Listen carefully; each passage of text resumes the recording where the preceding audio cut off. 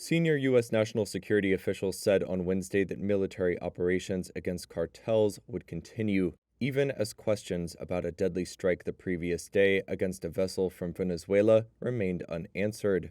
The U.S. military killed 11 people on Tuesday in a strike on a vessel from Venezuela, allegedly carrying illegal narcotics.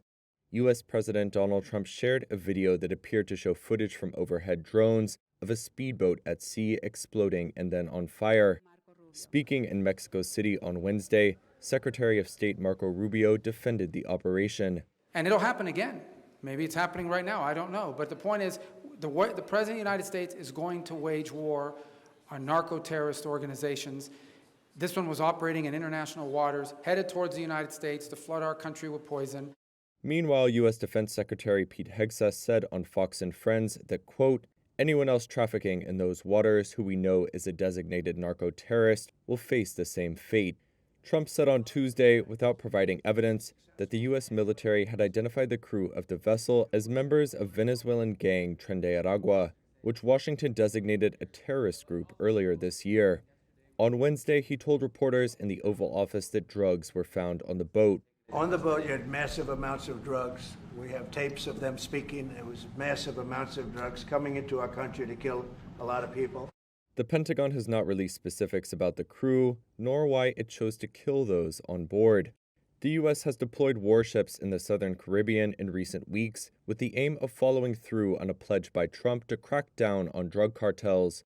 Venezuelan officials have said the Caribbean buildup is meant to justify an intervention against them, with President Nicolas Maduro accusing Trump of seeking regime change. They say Tren de Aragua is no longer active there after being dismantled during a prison raid in 2023, and suggested that the video shared by Trump was created with artificial intelligence. Initial checks on the video by Reuters did not show evidence of manipulation. Presidents of both major U.S. parties have, in the past, asserted the authority to use the military for limited strikes when there is a threat to the United States. However, the decision to blow up a suspected drug vessel passing through the Caribbean, instead of seizing the vessel and apprehending its crew, is highly unusual. The message that they're sending here is that there's been a paradigm shift in how the United States will do security in the Western Hemisphere. Ryan Berg is director of the Americas Program and head of the Future of Venezuela initiative at the Center for Strategic and International Studies. What I think is happening now is the United States is taking a more unilateral approach. And I think the message from the administration there is these are foreign terrorist organizations. The rules of engagement have changed.